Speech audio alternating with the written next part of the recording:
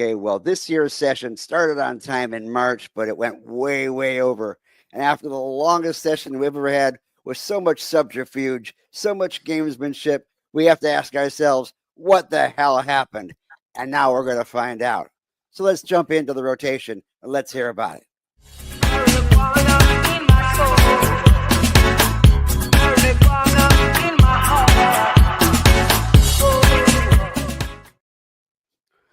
I think this is actually probably the longest session that I could even find in history. They never go that long, but amazing, absolutely amazing. We had almost a 3 months, 4 month session. We got it done a day before the damn next fiscal year started. This is absolutely insane. One of the most insane sessions I have seen in a long time, besides the one where they gavelled out early and left everything up hanging. This time they left it hanging on for practically ever. But we are so grateful to have our guest here today, Senator Carlos Guillermo Smith of the Florida Senate. How are you doing today, Carlos? Hey, what's up, everybody? Good to be here. You are so I am right. Gary Oh my Stein. God, that session was so long. It was 105 days long. Yeah. It was supposed to be 60 days long. That's a long time to be away from home, isn't it? Not getting a chance to be with your constituents and things of that sort. But you are going back and forth right now. In fact, you've been trying, how many times now you've gone down to Alligator Alcatraz, or Alligator Auschwitz, as I call it, and yet you were turned away. I will be returning for my second visit there tomorrow, Saturday. Well, okay, so what day are we right now? I think we're pre-recording this. It's Friday. Live right now. We'll have a replay of this on Sunday at 11 at our normal broadcast time. So the folks who are watching on Sunday at the moment, thank you for joining. Please leave comments, ask questions. We'll definitely do the best to address your concerns. But if you're live right now, you're live on with the senator. So hit that like, subscribe, and leave your comments in the comment section. Be sure to soak yourself in DEET before you get there. I've been hearing that the bugs are pretty prevalent. It was ridiculous. So here's what happened. So all of us were caught off guard by the creation of this Everglades immigrant detention camp. It came together in a matter of 8 days. It was announced on a propaganda video by our unelected attorney general on social media. And basically, it was intentionally timed. The announcement of the creation of this horrific immigration camp in the Everglades was timed to avoid legislative oversight.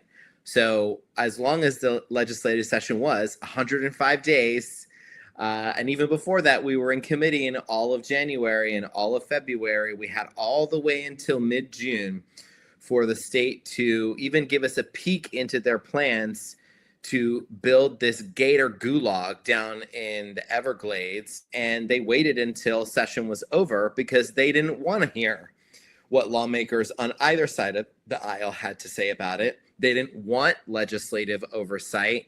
They wanted to be able to call all the shots and do whatever the hell they want. And that's exactly what they're doing. Yeah. Governor DeSantis has used his emergency authority because he declared a state of emergency 2 years ago on the immigration crisis, which is a crisis that he just basically declared. There was no objective data that basically determines what is considered an emergency and what is not considered an emergency. And get this. So his emergency powers, he claims, gave him the authority first to seize land that is owned by Miami-Dade County and Collier County. That is their property. Isn't it Masuki tribal land? Part of it is, yes. But it is the jurisdiction of the two counties. Okay. So under this alleged emergency authority, he seized that land, gave them no money for it. Okay. It's not like it's being sold to the state. He just seized it out of their hands and said, we are building this disgusting, inhumane detention camp here for Everglades, where we're going to house the worst of the worst. Well, I want to this is the way that we're going to start this conversation because I'm fired up about this. The state of Florida is lying to us. They are lying deliberately about what's happening at Alligator Alcatraz. They've claimed that this facility is meant to hold the worst of the worst violent criminals. That is a blatant lie. It's a blatant lie. Just a few days ago, I did a tour of the Orange County Jail, where many ICE detainees are being held for usually 72 hours. If there's an ICE hold on a person in the system, then the county jail is required to hold them there for about 72 hours. We confirm with the Orange County Jail Corrections Chief that several ICE detainees who were not there because they've committed any crimes, they're not facing any active charges whatsoever. They're only at the Orange County Jail because they have an ICE hold on them for being undocumented.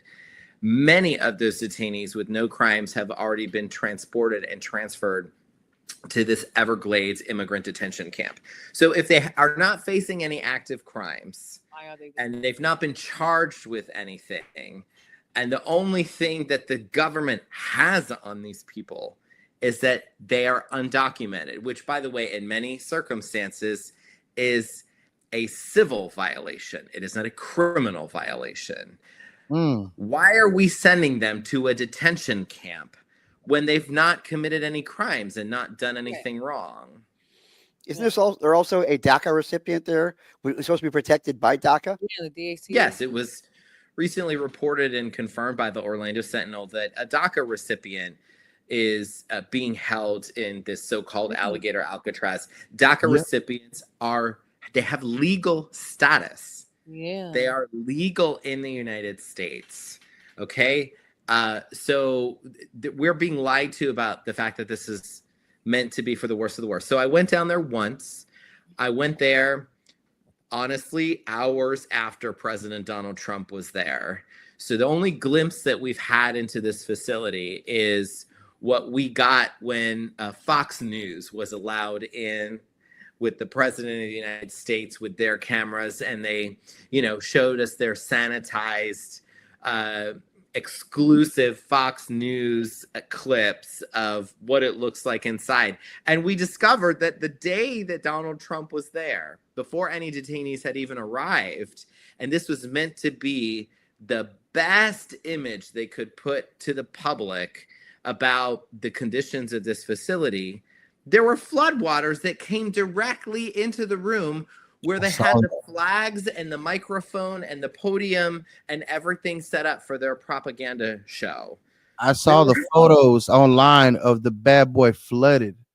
That means alligators and everything else. I mean, not just that, the bacteria. Gross, yeah. And when he says sanitized photos, I was like, I hope they sanitize that place before they bring people in.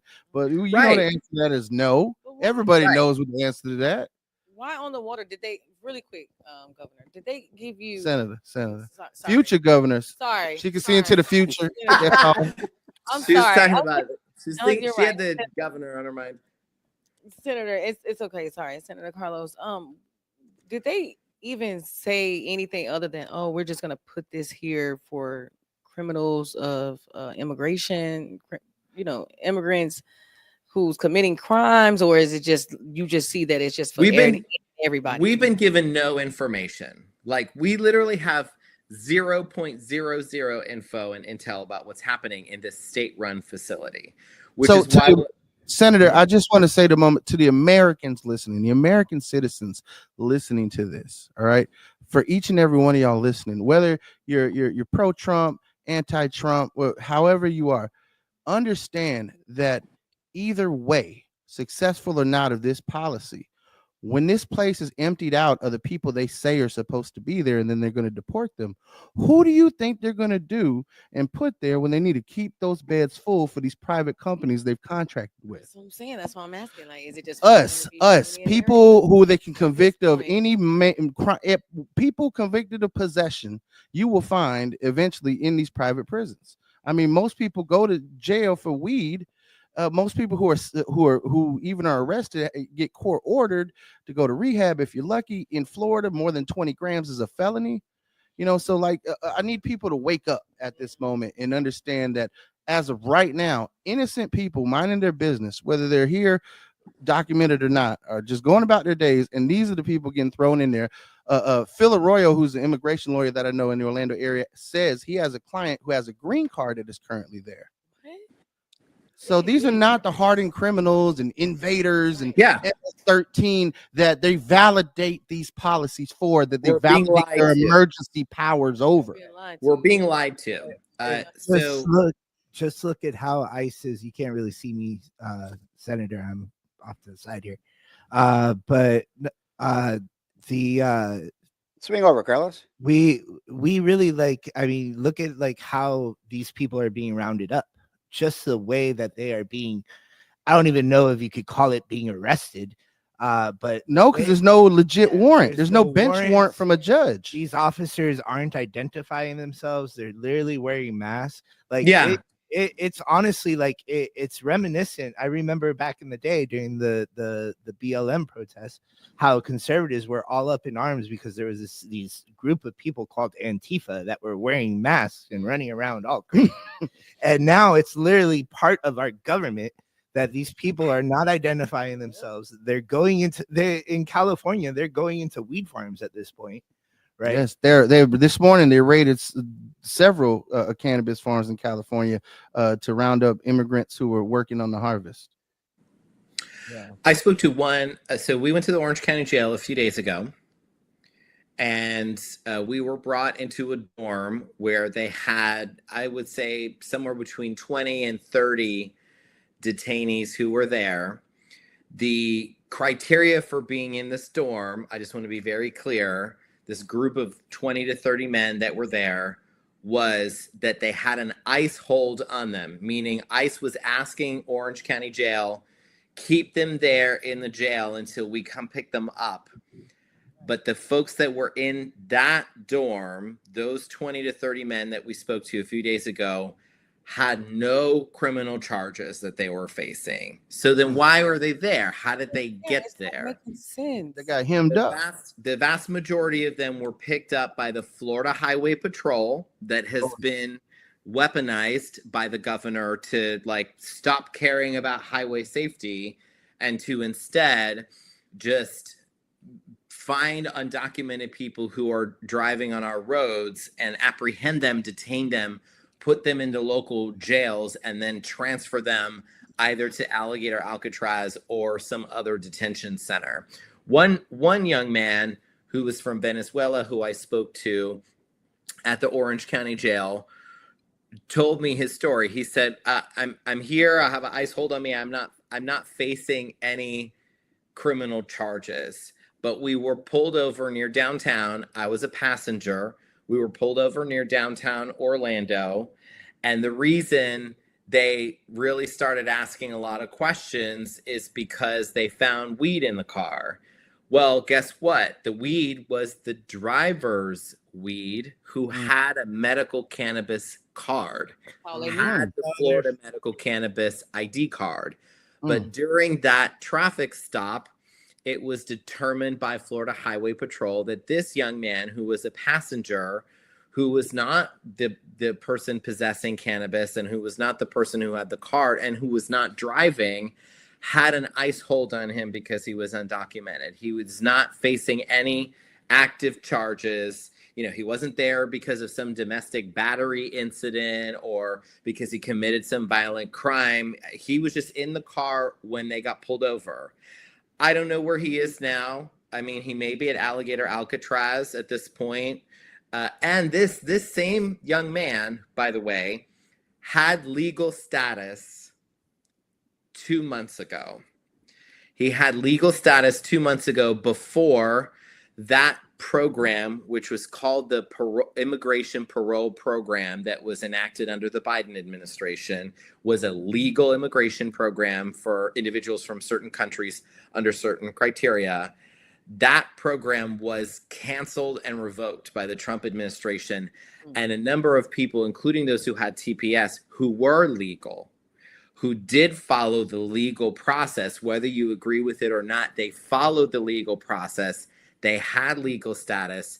They had that status canceled and revoked by the Trump administration, and they're being told you better self-deport because if you don't, we will deport you. I saw that there was a U.S. I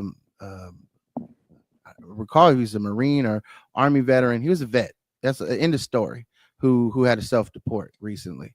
I mean, there's just horror stories of folks who have done this the right way. The whole point is, oh, folks need to do this legally, and you can't be here. And they even use the term illegal to dehumanize people, and that's the whole point of all this is when they can dehumanize us, then they can treat us like animals. They can throw us in cages, and this is where we're at in this country. And the sad part is that for some people, this is brand new to them, but for a lot of people, especially folks in Orlando, they know that police pull you over for no reason.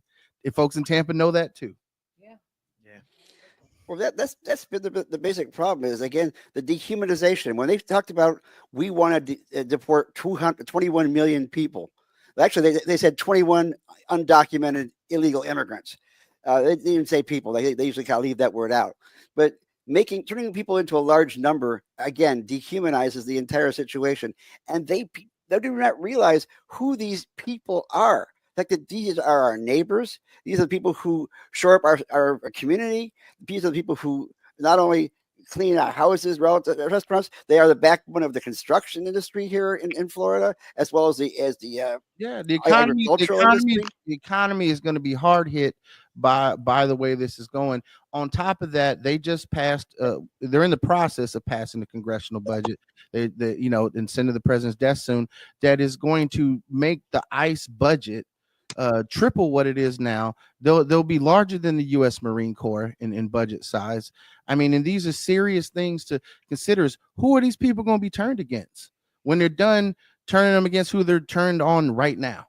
Because the numbers are coming for the rest of us. You can see that they've used cannabis prohibition since the 70s in a weaponized manner once the Marijuana Tax Act was struck down in 69. Nixon came back hard with the war on drugs. They knew why they made cannabis Schedule I, and this is the most widely used substance. Thought leaders use it, doctors use it, nurses use it, lawyers use it. What's the Powder Peter Tosh lyrics go? I hate to be kind of sappy about it, but I mean, cannabis has a whole culture around it. Yeah, you know what I mean? Like there's music, there's art, there's rituals behind everything. Pastors. It would be easy to be just as bigoted about cannabis consumers as it is against these immigrants. Well, and cannabis prohibition is being used as a weaponized policy. Listen to what the senator's saying. Yeah, it was the driver's weed. It's legal. The guy's got a card. It should have been the dude in the back, there's no probable cause. You shouldn't even really need to know his name. But I mean, obviously there's weed, and once there's weed, that gives the cops carte blanche to pull people's papers. The cop needs to check the paperwork. Everybody though? Everybody in the car, because and again, the way the Florida laws are set up around the legal cannabis that we have here, it needs to be in its original container. It needs to be sealed. It's got to be treated under the law like an open container of wine. Medical Man, look, if they find shake on your floor in the state of Florida, they can still mess with you. You're giving them probable cause. And well, here's the point, is that there was no legal probable cause to do anything to this guy, right? No. This is crazy of a case if I ever heard. Was there any probable cause? Was there a No. smell as probable cause? But they don't need it. If they have an ice hold on you, ICE doesn't need it. They're just claiming. How could the cop that pulled them over, who is not ICE, known this guy had an ICE hold? That's what I'm saying. Right? Because if it was Florida Highway Patrol, Highway Patrol has been weaponized by the state specifically to do immigration enforcement work. Well, hold on. Weaponized by the state? Did you vote for this, or weaponized by Governor DeSantis? Weaponized by Governor DeSantis. It was part of it. It was not you, the legal legislative representative, we the people, our voice. It was this is a governor weaponizing the police against it us. was passed as a bill during the special session that we had before the regular session. The special immigration session, one of the bills basically gave gave the Randy Fine's bill. Speaking of our tax dollars, we've not even gotten to the part where we talk about how Alligator Alcatraz, this so-called Alligator Alcatraz, is actually going to cost Florida taxpayers $450 million. I have nothing to $450 Now, million. what silo is that coming from, Carlos? I ain't got nothing to do with that. Get my name or pick me up out of I mean, I did look through the budget. I didn't see anything. I don't know, but to put in context how much $450 million is, because I mean, it's just a big number and it's just kind of hard to conceptualize how much money that is. We could hire almost 9,000 public school teachers in Florida with $450 million. THC or something with that. That's going to come out of hurricane relief. It's going to come out of our public schools. You can forget about Doge. You can forget about, with all the talk that we see about Doge. Not saving us any money. If you just do the math, let's just, hey, if you don't care about immigration, fine. Let's just talk about fiscal conservatism and let's just talk about like the whole Doge thing. In the Florida Department of Corrections, in our state prisons, the average cost per every year, the taxpayer cost per resident in our Florida prisons per inmate is somewhere hovering just below 30 grand a year is the cost to taxpayers to have someone in one of our state prisons all year long, just under 30 grand. If you do the math, $450 million is what we're being told Alligator Alcatraz costs with a maximum capacity of 5,000 beds.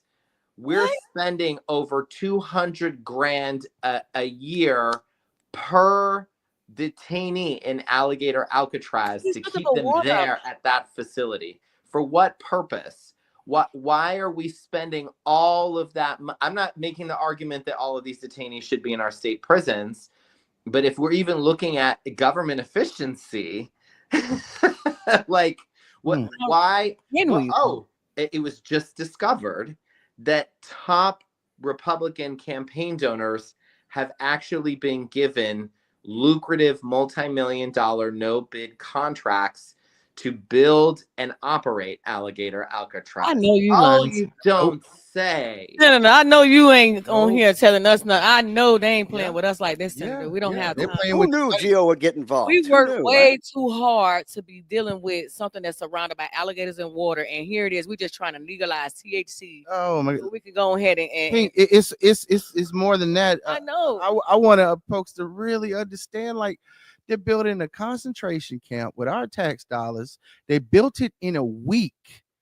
And there are people from the hurricanes 2 years ago, 4 years ago. Where's their relief? How can we get them rebuilt in a week? Well, I know enough about civil engineering that if you're going to build a facility anywhere, you've got to have an environmental impact statement. You have to have a health impact analysis. All these kind of things go into the preparations of creating this thing. So how do you create it within 8 days with zero preparation? Gary, the governor declared a state of emergency. Emergency powers let him circumvent the bureaucracy in most cases. So all these permits you're talking about under a state of emergency, really, we're just not going to get to those anytime soon, which means you're storing human beings in places that haven't been vetted to be safe for humans to be stored. Which is why I need to get the fuck in there. Right. Okay, listen, you need to hurry up. I have statutory authority as a state senator to visit any state prison in Florida at my pleasure. Those 3 words, at my pleasure. It is in Florida statute. What that means in Florida law, at my pleasure, is that we elected lawmakers, state representatives, state senators, regardless of party, have legislative oversight authority to visit any state prison or detention center without providing them notice in advance. I don't have to schedule an appointment with you. I don't need a sanitized tour for you to show me what you want to show me. I can show up to a state prison or a state detention facility whenever the fuck I want. Whenever I want, and there's nothing you can do about it. That is the law. That is the law. It is cited in 2 statutes. Right. So You're the when man he I went- voted for to take Right. care of my That's tax absolutely dollars, correct. not Governor DeSantis. He just knows how to spend them. But you're the legislative branch. You're the ones That's in right. charge of the budget. Right. You And have again- budget oversight. How the fuck does he have any authority to keep you out of there? Right. And what I'm describing to you, by the way, are not the things I would like to have, or I would love, to have this authority or have the opportunity. No. This is the law as it currently is written. And I have done this several times. I've shown up to several state prisons operated by the Department of Corrections to do exactly what I just described. I'm here. I've not given you any notice. I'm a state senator. I want to go in. I want to talk to inmates. I want to see what's going on at this particular state prison. I saw you So- on the video earlier you this in week at all? saying that right to the guard, the person at the front with the gun. So we who didn't wanna showed let you up, in. right? So So we showed up on July 3rd, the day before 4th of July, Independence Day, and we're like, hey, we popped up on them because that is our right. It doesn't matter that it's brand new. It doesn't matter that, the governor feels a certain way about how he wants people to think about. None of that matters. Correct. Surprise, motherfuckers. Right, We're we're here We to check have the to tax sit, and dollars. they're like, it should be okay anyways, right? they're like, we can't let you in. Hobbity. No, that's not how they- that works. But They gave what shifting was the outcome? excuses. They gave shifting excuses for why they didn't want to let us in. And then finally, what their answer was, because we talked to several people, we ended up getting the Division of Emergency Management that runs the site. That's another thing, on the phone. And they cited unspecified safety concerns. They said, oh, we have safety concerns, so we're not going to let you in. What safety concerns do you have for us? The President of the United States was here just hours ago. Right. Did you have safety concerns Right. with Well, him? it should be okay. It should be superb inside of there right now. It should be okay. If it's for clear any- by Secret Service, what is the problem with the state senator from Orlando They rolling up denied- in there? Right. Put So it they out, same shit. Like what? after a couple hours, they just wouldn't let us in.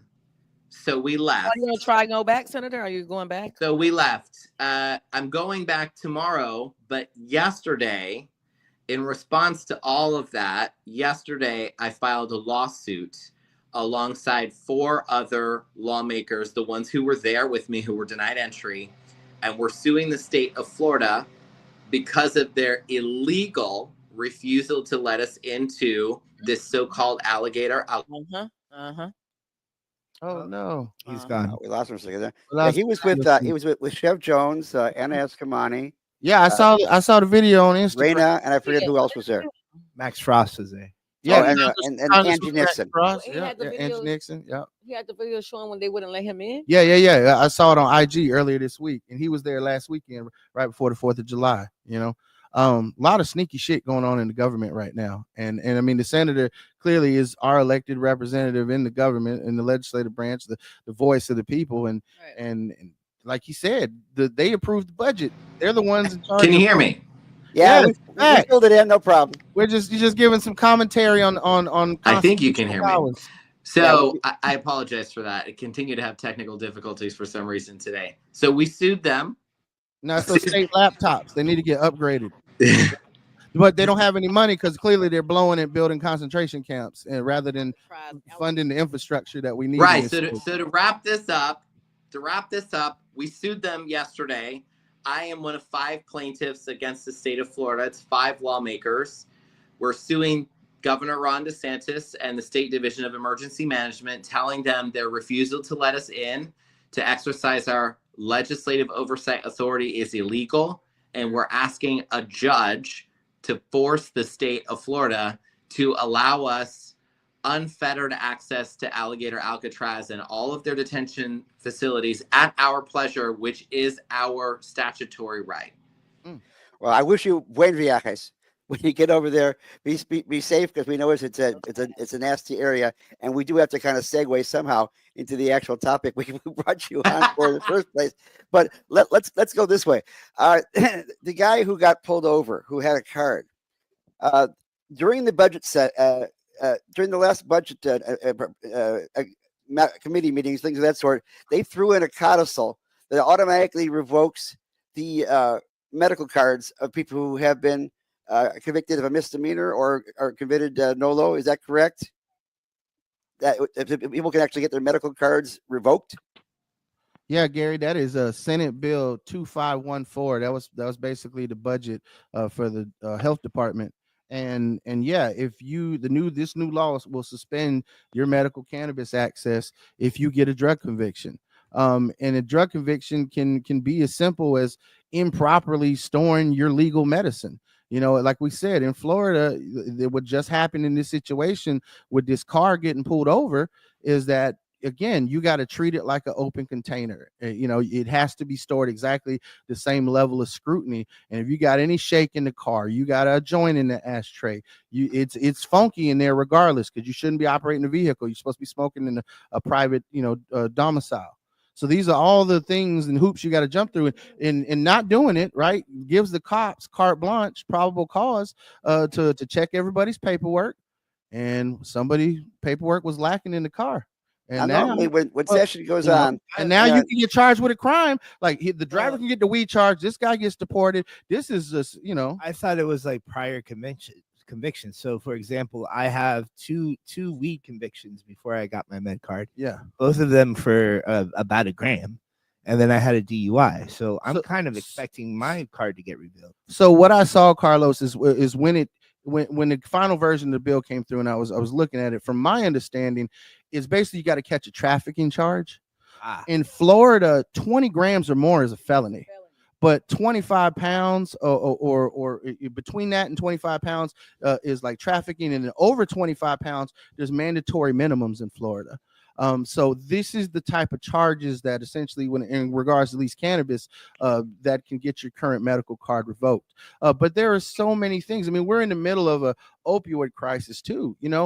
People who also have legal prescriptions. If you don't have your bottle right, or you got a random pill in your purse or in your pocket, there are so many things that can get you popped for felony drug charges in Florida. The way they've written our drug laws, that these things that we think are for bad people and that they say they are being used against everyday people, and then even being used to the point where now people are just going about their business in Florida are being sent to this alligator Alcatraz, as such the Attorney General has nicknamed it. So cute. And like the senator said, the current Attorney General is unelected. He was appointed by Governor DeSantis because the Attorney General Moody was appointed to replace Marco Rubio since he's Secretary of State now.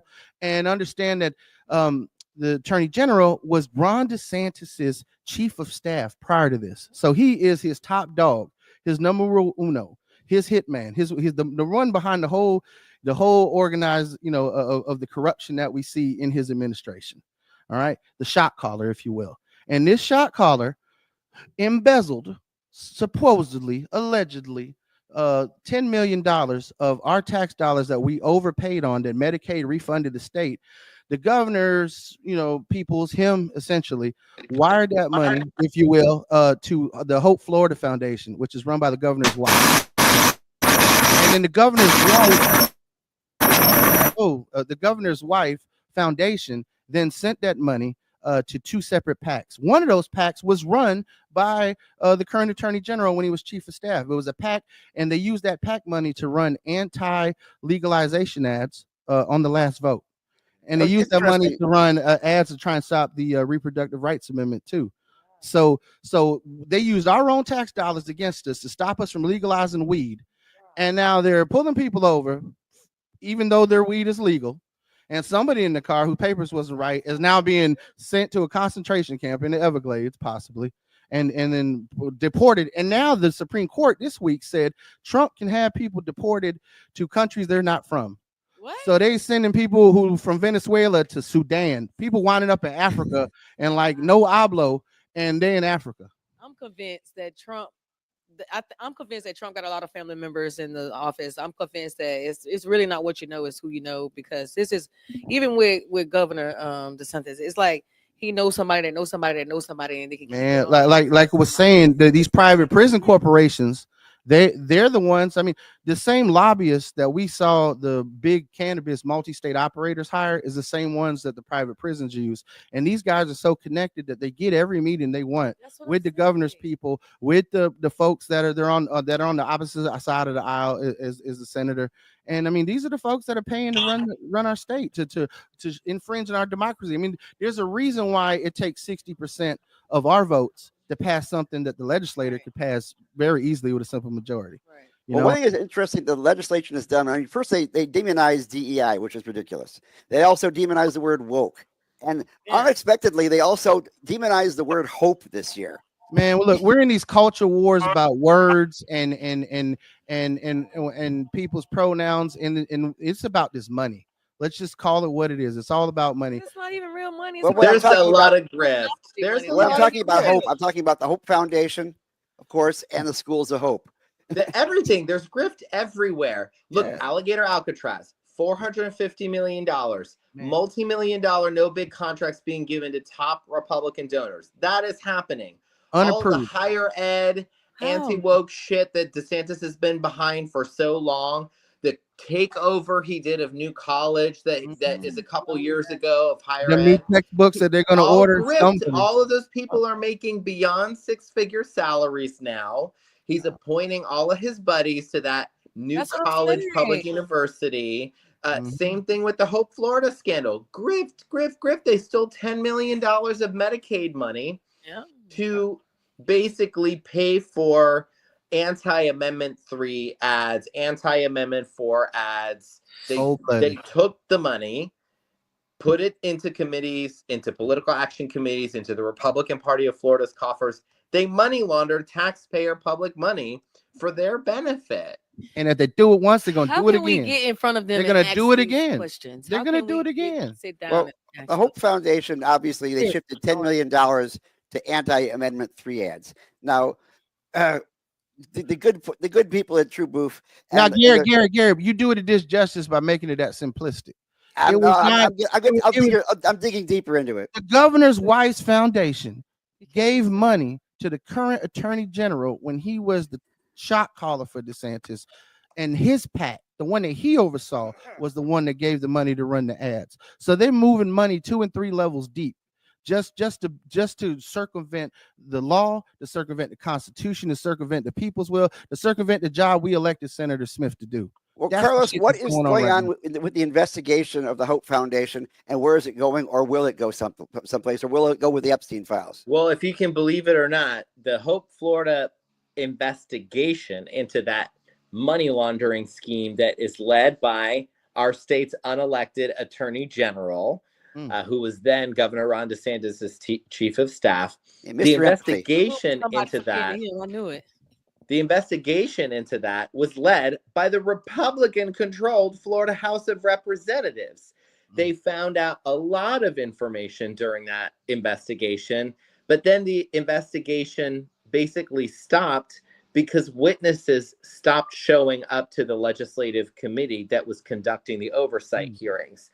But let's not get it twisted. This is not over. Why? Because it was confirmed that the state attorney up in northern Florida in Leon County, the state attorney has confirmed there is a criminal investigation into this matter that is ongoing. So Jack Campbell's for everybody else in the viewers, the witnesses that are going to be used against the Attorney General of Florida are disappearing and not showing up. The top cop in the state is dirty, allegedly. And then any witnesses we got that were there are now all of a sudden going ghost. Man, so the top cop in Florida is really that. That's what's going on right now. Well, getting back to what I was talking about before, though, we now have 600,000 signatures for the next Amendment 3, so to speak, whatever amendment it gets. Yeah, we're about the Smart and Safe campaign. You're right, Gary, is about 70% there. They got some requirements that the added bureaucracy that was added to stop, Democratic initiatives at the ballot box. They got to get a certain percentage from a certain amount of counties too. You just can't run up the score and get your numbers just in the big cities like Tampa, Miami, Orlando anymore. You actually got to get a certain certain amount from a certain amount of counties across the state. So you got to put together some type of petition or field game to get the rural counties too. And that's where we're at right now in the campaign. They got the numbers, like they're trending in the right direction. They're going to get it back on the ballot. Now here's the interesting thing, is that they got to go back before the Supreme Court again to approve it for the ballot. And we know last time the Supreme Court said, yeah, it's good. Now all of a sudden the Attorney General's out here talking shit, saying it's not going to pass. He knows something. Yeah, he got some magical legal argument that could defeat the approval that they gave it last time. Right. When this new amendment even is more restrictive than last year's in last elections, in the sense that they got a public smoking ban. We're about to vote into our Constitution. So we ain't never going to be able to smoke weed in public in Florida, plain and simple, because it's going to be in our Constitution with a smoking ban. That's the critter bill.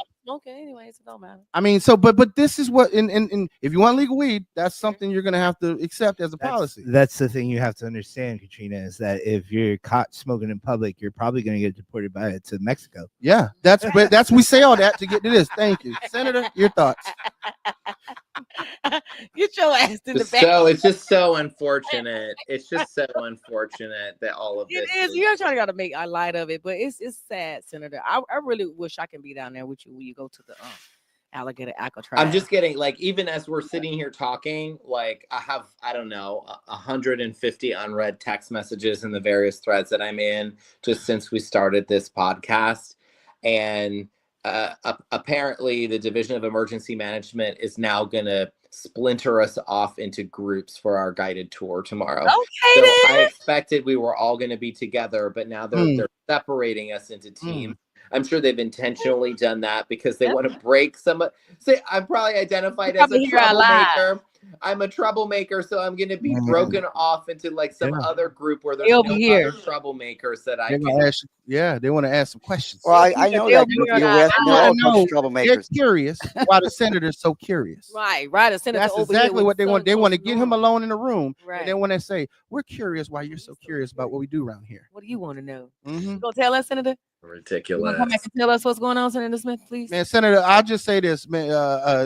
I know Carlos isn't necessarily a religious person, but I'm gonna pray for your well-being to get back and Godspeed on a safe travels. Alligator Alley alone is just, driving down to Miami is never fun. So, well, while you're at it, pray for the detainees. Yes, because many of these people did not commit any crimes. Yeah. And they're being held there in horrific conditions. We've already heard reports about non-functioning toilets, terrible or barely to no food, no clean water, obviously really, really extreme conditions related to the large mosquitoes that are down there. Listen, crime or not, as someone who is a person who believes in criminal justice reform and in making sure that individuals who are in our state prisons are treated with dignity and respect regardless of the crimes they committed, because they are human beings. They are human beings. I don't think this is who we are as a country. It's not. There's no precedent for this in modern history. This is all built on an airstrip. Did the airstrip even have electricity? I mean, it's hard to believe it would actually have plumbing. We've not even talked about the environmental concerns, because there's taxpayer resource concerns, $450 million, clear human rights concerns, emergency power concerns, governor seizing land and being able to do all of this in the dark. I haven't even gotten to the environmental concerns yet, and there are many.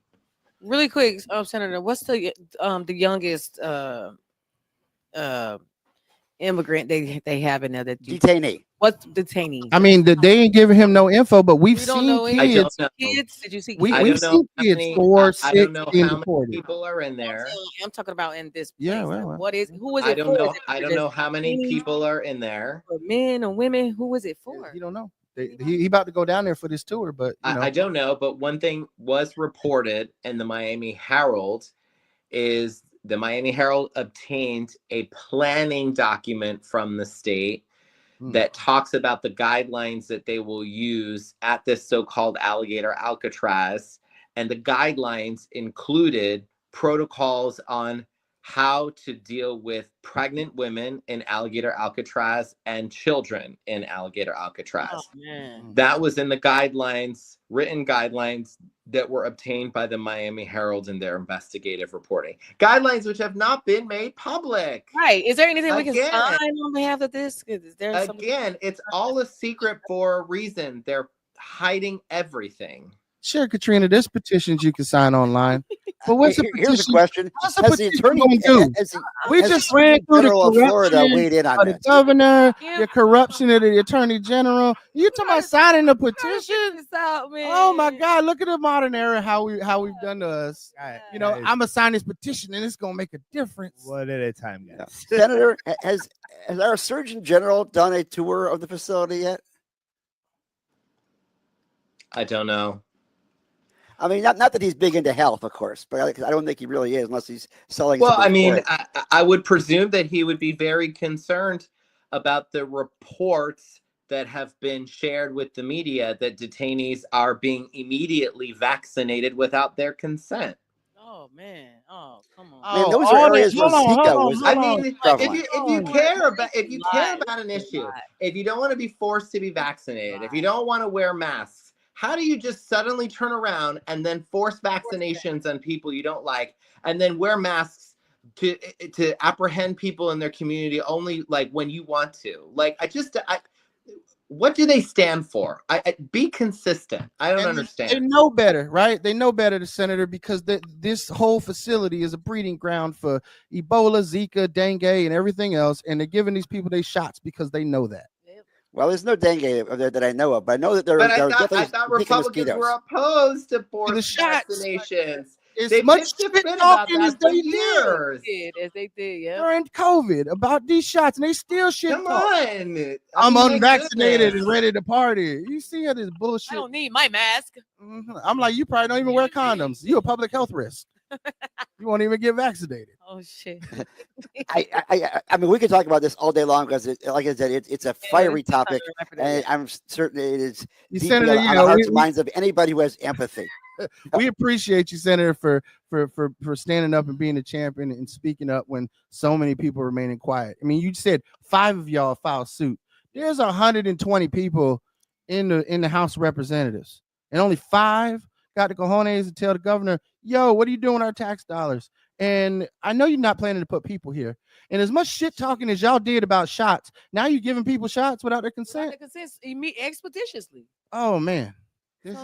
Anyways, well, I will say a lot of our just because the others didn't join us, we didn't give them the opportunity to join us. We're the plaintiffs, and so we are the ones who are parties to the case. But we know many of our Democratic colleagues support us in this endeavor, and some Republicans support us in this endeavor too. They need to be public and vocal about it. Governor DeSantis needs to be held to account by his own party. And the Attorney General of Florida needs to be held to account by we the people. Yeah. I mean, you do not get to be our top cop. 1, you unelected. 2, you dirty. And we know this. It's not like it's a secret. Grimy. Like, he got all the insiders too. All the inside scoop. You know, but again, this is where we're at, you know. I need to be careful. This is now, interestingly enough, 2 of the plaintiffs also were people who happened to file a bill for the availability of cannabis for adult use this last session. And I thought it was an actually great bill. Myself, Representative Angie Nixon. Yeah, it is better than the next Amendment 3 because of the fact it doesn't automatically demand that all the cannabis shops are the current MMTCs. You actually break open the market and you give it a much better take than it's been. What happened to that bill?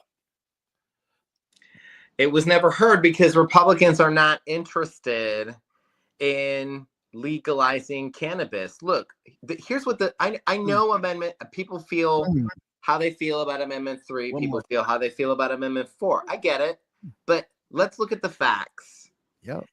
Nearly 60% of Floridians supported Amendment 3 and Amendment 4.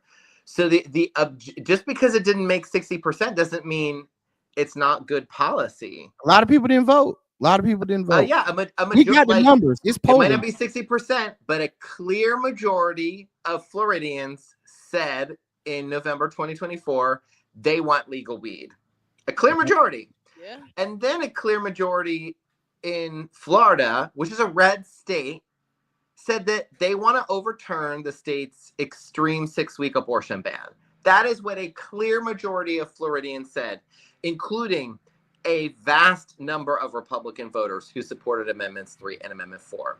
So the lesson learned from that in the legislature should be, oh, you know what? Maybe Amendment 3 wasn't perfect, but I mean, our voters have just told us that they want legal weed. Let's go ahead and do this legislatively.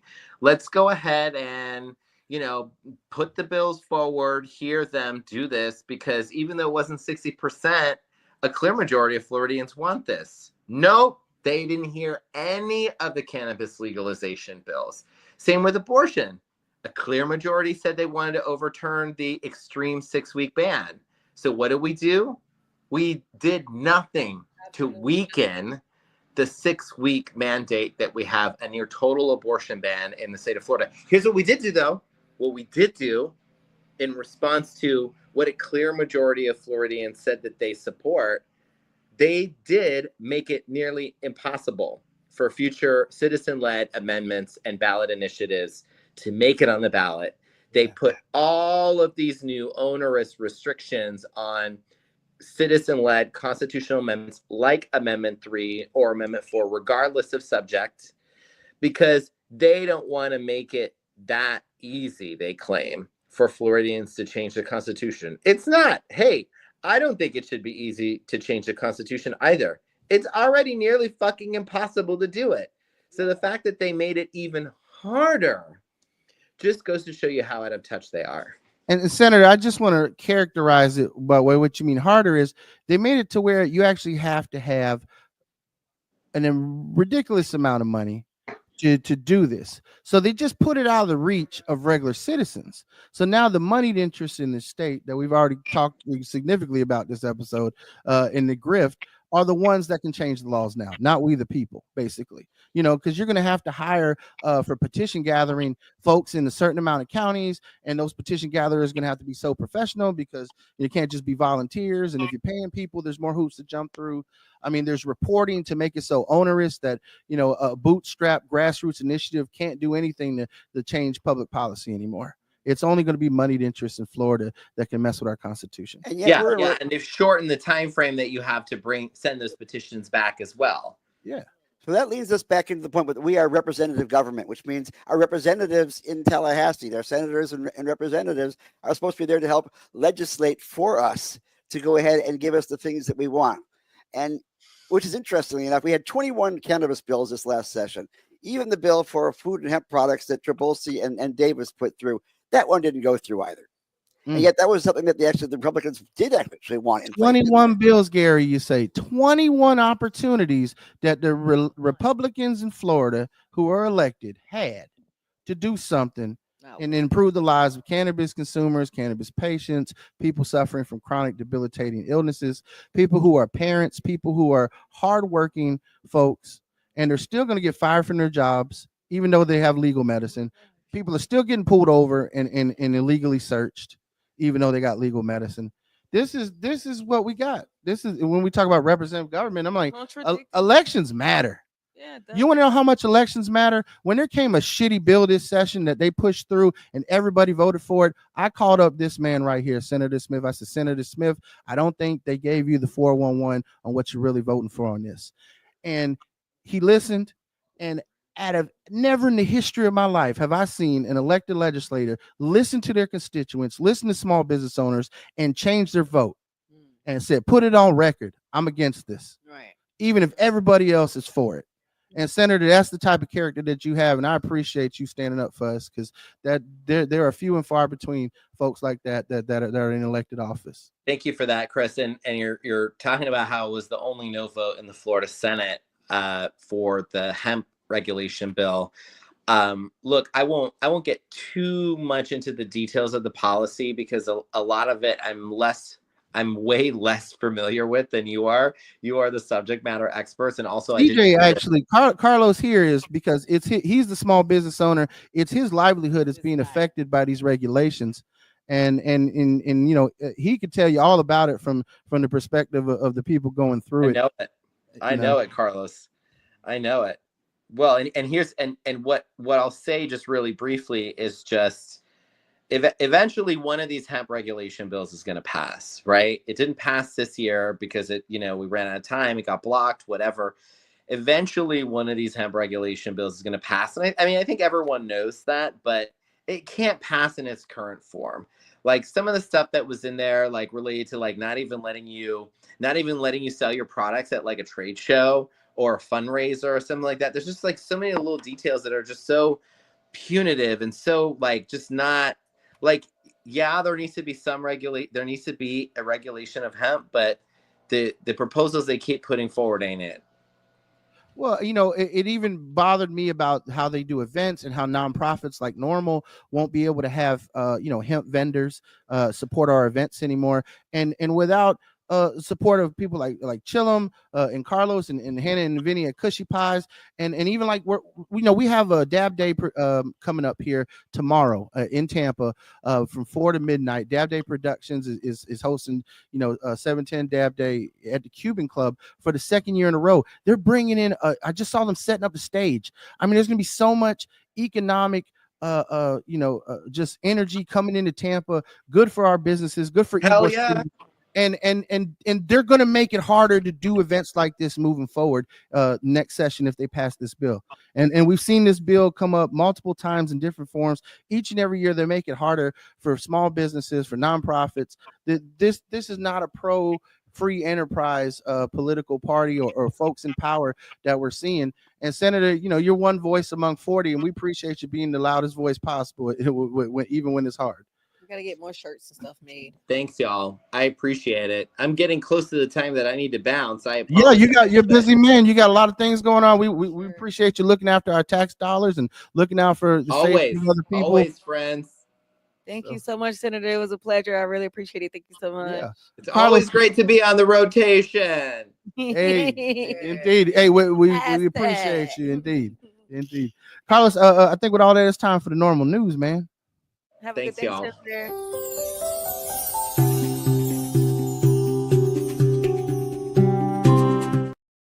Look, when it comes to the news, there is just so much to be said, but we just said a lot on this episode. So I'm just going to recap a lot that's going on that I think is important to you all. One is I just wanted to recover and recommit about this bill that was essentially part of the Department of Health's budget here in the state of Florida that can affect you all with medical cannabis cards. So understand that in the new budget for the Department of Health, in the bill that the governor has signed and touted and he's so happy about is Senate Bill 2514, and it suspends the registration of medical cannabis patients and caregivers who have certain drug-related convictions on their record. The new provisions are included in the Health and Human Services Appropriation Bill, and the language reads as the department shall immediately suspend the registration of any patient or caregiver convicted of trafficking in the sale, manufacture, or delivery of or possession with intent to sell of a controlled substance. So understand that those who have their registrations revoked may reapply to participate in the program after they've completed all terms related to their conviction. There are some 900,000 plus, close to 1 million Floridians registered currently in the state's medical cannabis access program. And what this really means is that, if, as we said before, you're not on point with your paperwork when it comes to your medical card, to how you transport your medicine, treat it like an open container. Don't have joints and roaches, and don't smoke in your car. Don't hotbox. There are so many things that can get you in trouble here in the state of Florida, even if you're legally able to purchase and utilize your cannabis. And with these new, law, you essentially can have your privileges and card revoked for this life-saving medicine that folks with chronic debilitating illnesses need. So be more careful with your paperwork. There's a lot of anti-democratic sentiment, and when I say democratic, I mean the will of the people. I don't mean the political party. I mean that looking at our constitutional republic and the powers that we have, there are more and more draconian laws being passed to make it harder and harder for hardworking people minding their business to do exactly that. You can go around your day minding your business, get pulled over, and we've talked about the stories today of how people's lives are being upended right now, and inhumane consequences that people are suffering from these current policies and laws. And that's why organizations like NORML exist. We've been on the front lines fighting for cannabis reform for over 50 years. Suncoast NORML here, we're a loud and proud chapter. We've been doing this more than a decade. And we continue to bring you the rotation each and every week. So we want you to hit that like and subscribe button. Go ahead and make your comments and ask questions and continue to like and share. Go back and look at some past episodes, get us some views up. We definitely want to continue the best in latest cannabis news, entertainment policy, continue to bring you amazing guests like the senator. We got members of Congress that have come on the show. We got more members of Congress coming on the show in future weeks to talk about where we are with legalizing it in America. We have 25 states now that have medical marijuana, adult use marijuana, legal, recreational. There are 40 medical states, with Texas expanding this program now.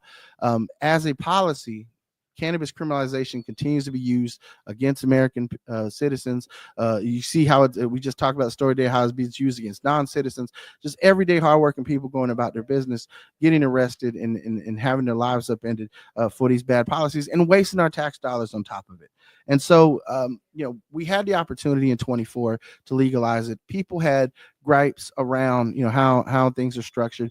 And I think it's a lot to do with money and politics. People see how money is corrupting our political system and how it's making a way for small mom and pop shops, how it's making a way for just everyday people to make it harder for them to get into business, to get into the cannabis industry. And so folks got to make a decision in the grand scheme of things of where they are with the 2026 amendment. Obviously, someone just asked me to sign a petition today to put it on the ballot as I was walking into the shop here, and I signed it. I signed it because I want people to have the opportunity to vote and let their voices be heard. And if people vote and legalize it, I think that's great. There's a lot to be said about concerns folks have with putting it in the Constitution, the smoking ban. I mean, in the grand scheme of things, what is greater? Continuing to arrest people. You heard that you can have your cards revoked for having, felony amounts. And again, a felony amount in Florida is just 20 grams or more. I mean, you're looking at more than 20 grams. It's scary to think that an ounce can upend your life, catch you mandatory minimums, take away your civil rights. So as a cannabis consumer, you're in danger all the time. And I just say all this to tell folks, be careful out there. If you're a medical cannabis card holder, make sure that you understand the laws, make sure you understand the policies. Make sure that you understand that there is no false sense of comfort with the freedom that comes with being able to have access to legal cannabis. Our policing hasn't changed. Our legal structures are not changing. And with the way money and politics are, they are trying to make money off of you, whether it's hustling you out of your hard-earned money for citations, whether it's trying to force you to engage in the legal system and fleece you for fines, whether they try to turn you into a slave and pimp you out as slave labor in the prison system. This is where we're at right now in America. And, the senator said, this is new to him. He's an ex-NEO, just like I am, just like Carlos. So, this is our moment in our lifetime as adults where we've seen it bad. But, I mean, they did the same thing to Japanese Americans during World War II and put them in internment camps. They were snatching Native American children out of their families and forcing them to learn English up until in the 70s. They were forcefully sterilizing people depending on their race or ethnicity in the American South all the way up into the 80s. I mean, and so, this is America in a lot of ways. We got to, when Childish Gambino said, "This is America, don't let them catch you slipping." That was not an exaggeration in any way sense. That was a commentary on our culture and a solid one and one that's on point. And so out there as a cannabis consumer, there's strength in numbers. We have been doing things together here at NORML, and we need to continue to have your support. So again, become a member of Suncoast NORML, become a member of the National Organization for Reform Marijuana Laws, make your donations. We need your time, your treasure, your talent. If you want to volunteer, if you want to get active, fantastic. Become a member, sign up. You get a discount with your membership, which is great here at Chillum. and we got plenty of other member benefits. There's an opportunity to attend the free webinars that we partner to make sure that medical marijuana awareness webinars host on a regular basis for folks. Marijuana Doctor has recommendations that are offered to our members. You can go on our website and check out all these resources. And for Dab Day tomorrow, if you type in promo code NORML, NORML, you can get a discount on your tickets.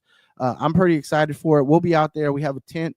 Shout out to Cushy Pies for partnering with us in donating the tent so we can stay cool out there. It's going to be an amazing time at the Cuban Club, and there's going to be live music, tons of vendors. This is the second annual Dab Day being held in Tampa. I'm excited for it. Shout out to Cody and all the folks at Dab Day Productions for making this happen. Go back and check out that episode with the organizers of Dab Day that we have in our YouTube archive. And if you're watching this on social media, I'm pretty excited to just have this amazing celebration of culture, which we heard today on the show is going to be even harder and harder to do moving forward in the state of Florida. But all in all, we're gonna have a great time. And again, we're going to catch y'all in the rotation each and every Sunday with amazing guests. So tune in and hit us that like and subscribe button. Check us out, and we'll catch y'all next Sunday in the rotation. Peace.